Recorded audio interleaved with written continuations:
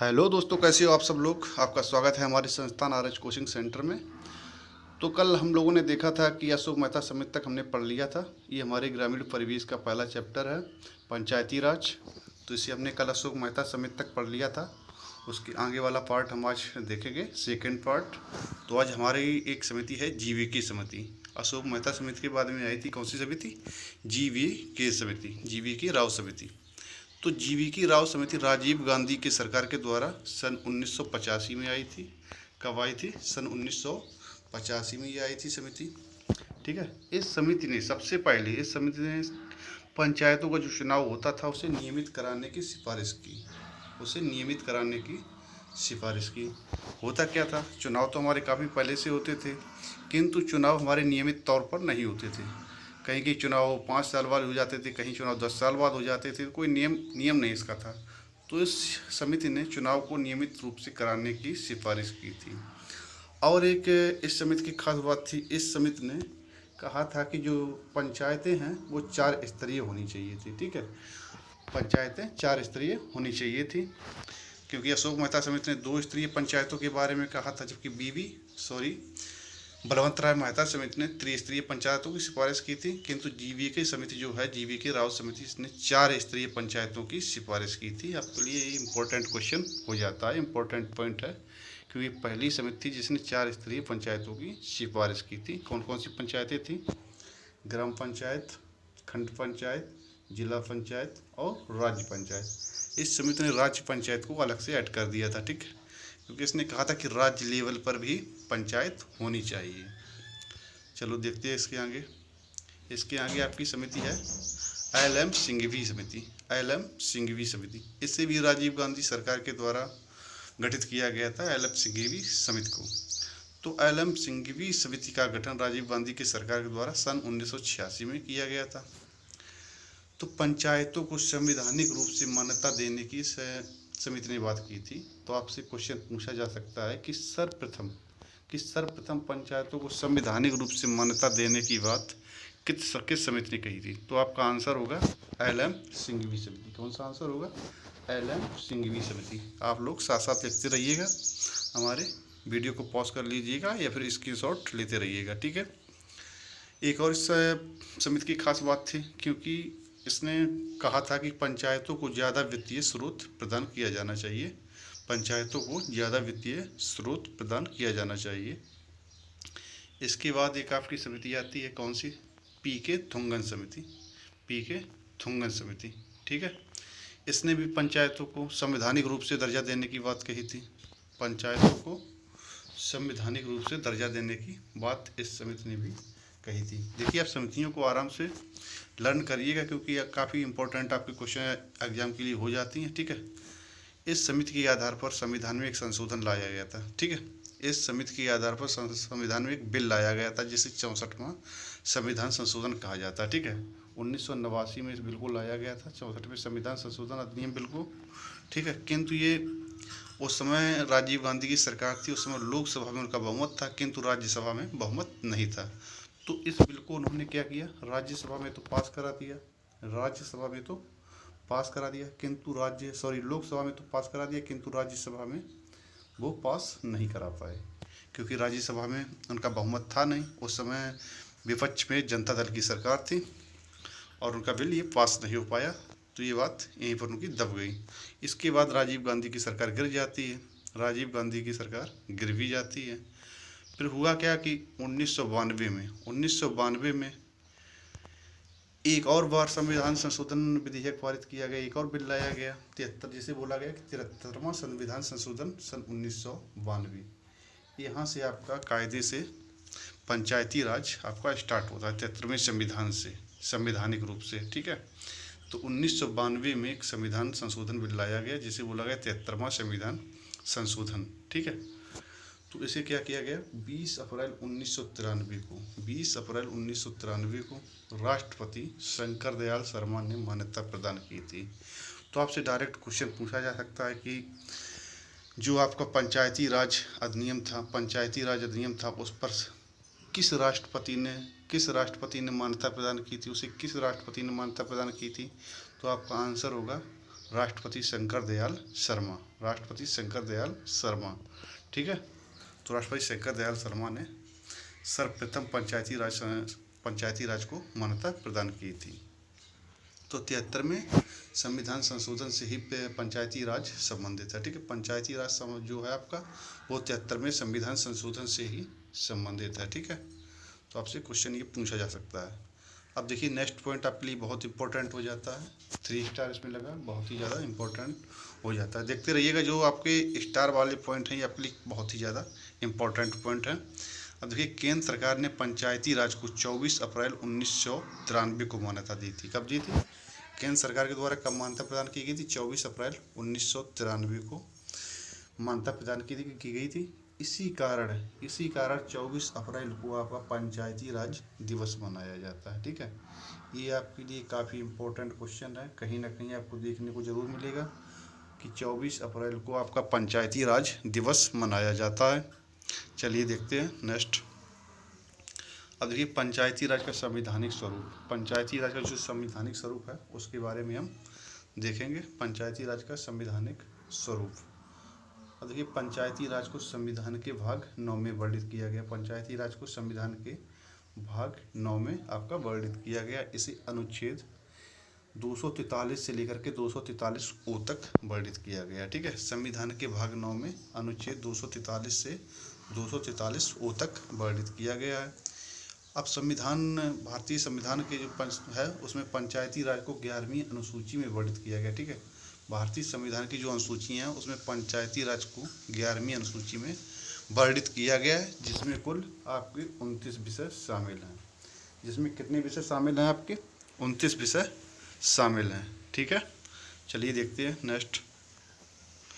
अब देखिए आपकी जो पंचायती राज है इससे संबंधित आपके कुछ अनुच्छेद हैं, इम्पोर्टेंट अनुच्छेद हैं, उन्हें हम देखेंगे कायदे से। ठीक है, तो पहला आपका अनुच्छेद है 243 ए। तो 243 ए में ग्राम सभा के बारे में बताया गया है, ग्राम सभा। अब आप हमें बता सकते हो ग्राम सभा का सदस्य और ग्राम पंचायत के सदस्य में क्या अंतर होता है? बता सकते हैं कोई? ग्राम सभा का सदस्य और ग्राम पंचायत के सदस्य में क्या अंतर होता है? अब हम आपको बताएं कि ग्राम सभा का सदस्य कौन होता है। ग्राम सभा का सदस्य वह हर एक व्यक्ति होता है जिसका नाम उस पंचायत के मतदाता सूची में वर्णित होता है। ठीक है, तो ग्राम सभा का सदस्य कौन होता है? जिसका नाम ग्राम पंचायत की मतदाता सूची में नाम वर्णित हो, वो ग्राम सभा का सदस्य होता है। अब ग्राम पंचायत के सदस्य की बात हो जाए, ग्राम पंचायत के सदस्य वो होता है जो कि पंचायत के द्वारा निर्वाचित होता है, जो कि उस पंचायत के द्वारा निर्वाचित किया जाए। 10 या 15 सदस्य होते हैं ग्राम पंचायत के। ठीक है, तो ग्राम पंचायत के सदस्य ग्राम सभा के सदस्यों के द्वारा निर्वाचित किए जाते हैं। ठीक है, दोनों में अंतर आपको समझ में आ गया होगा। ठीक है, अब देखिए 243 बी, अनुच्छेद 243 बी में पंचायतों के गठन की बात की गई। ठीक है, 243 बी में पंचायतों के गठन की बात की गई है, 3 स्तरीय पंचायतों के गठन की बात की गई है। लेकिन इसमें कुछ नोट हैं, इंपॉर्टेंट पॉइंट हैं, उन्हें आप अच्छे से नोट कर लीजिए, नोट कर लेना। उन राज्यों को छूट दी गई जिनकी जनसंख्या 20 लाख से कम है। उन राज्यों को कुछ छूट दी गई है, जैसे कि त्रिस्तरीय पंचायतें होती हैं, लेकिन जिनमें जनसंख्या 20 लाख से कम है उनमें कुछ छूट दी गई है। जैसे कि वहाँ 3 स्तरीय पंचायतें नहीं होंगी, केवल 2 स्तरीय पंचायतें होंगी, जैसे कि ग्राम पंचायत और आपकी जिला पंचायत, वहाँ क्षेत्र पंचायत की छूट दी गई है। ठीक है, लेकिन अपवाद स्वरूप आपको ये पॉइंट बहुत अच्छे से याद रखना है। अपवाद स्वरूप पश्चिम बंगाल में 4 स्तरीय पंचायतें हैं, पूरे देश में 3 स्तरीय पंचायतें हैं, किंतु पश्चिम बंगाल में आपकी 4 स्तरीय पंचायतें हैं। ये आपका अपवाद है। ठीक है, इसे आप अच्छे से याद रखना। अनुच्छेद 243 डी, अनुच्छेद 243 डी, इसमें पंचायतों में आरक्षण की बात कही गई है। पंचायतों के चुनाव में आरक्षण की बात ही कही गई है। ठीक है, 243 डी में पंचायतों के चुनाव में आरक्षण की बात कही गई है। जैसा कि मैं आप लोगों को पहले बता चुका हूँ कि एससी एसटी को उनकी जनसंख्या के अनुपात में आरक्षण दिया गया। ठीक है, एससी एसटी को उनकी जनसंख्या के अनुपात में आरक्षण दिया गया। कहीं पर उनकी जनसंख्या 20% है तो उन्हें 20% का ही आरक्षण प्रदान किया जाएगा, किंतु यह आरक्षण केवल 10 वर्ष के लिए ही वैलिड है। यह आरक्षण केवल 10 वर्ष के लिए वैलिड किया गया था। अब आपके दिमाग में क्वेश्चन आ रहा होगा कि देश हमारा 1947 में आज़ाद हो गया था, तो कई 70-72 सालें हो गई हैं। तो क्या अभी तक 10 वर्ष पूरे नहीं हो? नहीं, ऐसा नहीं है। 10 वर्ष के बाद इसे पुनः पुनः 10 वर्ष के लिए बढ़ा दिया जाता है। जैसे ही 10 वर्ष होते हैं इसे पुनः 10 वर्ष के लिए सरकारें बढ़ा देती हैं। जैसे कि वर्तमान में अभी 2019 में पंचायतों का जो आरक्षण था इसे अगले 10 वर्ष के लिए बढ़ा दिया गया, यानी कि 2029 तक के लिए अभी हाल ही में इसे बढ़ाया गया है। ठीक है, वर्तमान सरकार के द्वारा। अब देखिए, पंचायतों में अधिकतम महिलाओं का आरक्षण कितना हो सकता है? 50% तक। महिलाओं का आरक्षण कितना हो सकता है? 50% तक। किंतु महिलाओं का कोई निश्चित समय सीमा नहीं है, अनिश्चित काल तक हमारा आरक्षण चलेगा। जब तक कि पंचायतें चलेगी तब तक महिलाओं का आरक्षण चलेगा। ठीक है, SC/ST का आरक्षण नियमित है, किंतु महिलाओं का आरक्षण नियमित नहीं है, अनिश्चित काल तक ये चलेगा हमारा। ठीक है, किंतु महिलाओं का अधिकतम आरक्षण 50% से अधिक नहीं हो सकता है। ठीक है, किसी भी पंचायत में। ठीक है, किंतु उत्तर प्रदेश में महिलाओं का आरक्षण कितना है? 33%। ये आपको काफ़ी अच्छे से याद रखना है, क्योंकि आप यूपी से हो। यूपी से रिलेटेड पॉइंट जितने भी आपको याद अच्छे से रखने हैं। ठीक है, चलो देखते हैं अगला, अनुच्छेद 243F। अनुच्छेद 243F, इसमें अयोग्यता की बात की गई है। ठीक है, पंचायतों के जो सदस्य होते हैं उनकी अयोग्यता की बात कही गई है। अब देखिए इसमें क्या लिखा है? पंचायतों के सदस्यों की अयोग्यता विधानमंडल तय करेगा। जो पंचायत के सदस्य होते हैं उनकी अयोग्यता को उस राज्य की जो विधानमंडल होती है वही तय करेगा। ठीक है, अब ये पॉइंट नीचे वाला आपके लिए काफ़ी इंपॉर्टेंट पॉइंट हो जाता है। ठीक है, ये आपको मालूम होना चाहिए। ठीक है, कि पंचायत में 21 वर्ष से अधिक का कोई भी व्यक्ति पंचायत चुनाव में 21 वर्ष से अधिक वाला कोई भी व्यक्ति चुनाव लड़ सकता है। ठीक है, ये पॉइंट आपको याद रखना है। अगला पॉइंट देखते हैं क्या दिया गया है। 243H। 243H में आपका क्या वर्णित है? 243H में आपका वर्णित है कि कुछ कर यानी टैक्स लगाने की शक्ति पंचायतों को दी गई है। जैसे कि चुंगी कर होता है आपका। ठीक है, चुंगी कर होता है, ये आपकी पंचायतों को दी गई है। ठीक है, ऐसे पंचायतें धन कमा सकती हैं। ठीक है, अगला पॉइंट देखिए क्या दिया गया है। 243I राज्यों की वित्त आयोग का गठन। राज्यों की पंचायतों में वित्त आयोग का गठन। इसका गठन कौन करेगा? राज्यपाल करेगा। जो राज्यों की पंचायतें हैं इसमें वित्त आयोग का गठन जो होगा वो उस राज्य के राज्यपाल के द्वारा किया जाएगा। अगला पॉइंट देखिए क्या दिया गया है। 243 के इसमें दिया गया राज्य का निर्वाचन आयोग। राज्य के निर्वाचन आयोग का कार्य क्या होता है? पंचायत का चुनाव कराना। आपसे क्वेश्चन पूछा जा सकता है पंचायतों का चुनाव कौन कराता है? जो पंचायतों का चुनाव होता है इसे कौन कराता है? तो आपका आंसर होगा राज्य का निर्वाचन आयोग पंचायतों का चुनाव कराता है। ठीक है, अब देखिए अगला पॉइंट क्या दिया गया कि उत्तर प्रदेश में आधुनिक पंचायतों का गठन कब किया गया? उत्तर प्रदेश में आधुनिक पंचायतों का गठन कब हुआ था? तो आधुनिक पंचायतों का गठन 1994 में हुआ था। ठीक है, किंतु आपसे अगर क्वेश्चन पूछा जाए कि उत्तर प्रदेश में सर्वप्रथम पंचायतों का गठन कब हुआ था, और ये क्वेश्चन आ जाए कि उत्तर प्रदेश में सर्वप्रथम पंचायतों का गठन कब हुआ था, तो उत्तर प्रदेश में सर्वप्रथम पंचायतों का गठन 1947 में हुआ था। ठीक है, 1947 में हुआ था। ठीक है, किंतु जो आधुनिक पंचायतें हैं, संवैधानिक पंचायतें हैं, इसका गठन 1994 में किया गया था। ठीक है, अच्छे से याद रखना। ठीक है, तो उत्तर प्रदेश में ग्राम पंचायत की बैठक साल में 2 बार होनी जरूरी होती है। ठीक है, ग्राम पंचायत की जो बैठक होती है 1 साल में 2 बार होनी अति आवश्यक होती है।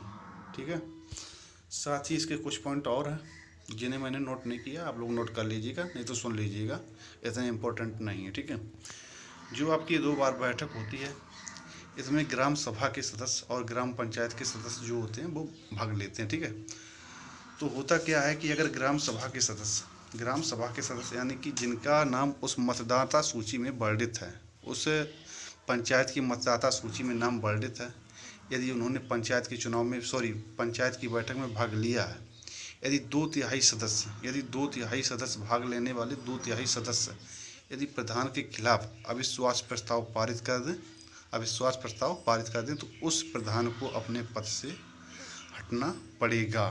ठीक है, तो उस पंचायत के प्रधान को अपने पद से हटना पड़ेगा। ठीक है, तो आप लोग इसका एक बार रिवीजन जरूर कर लीजिएगा।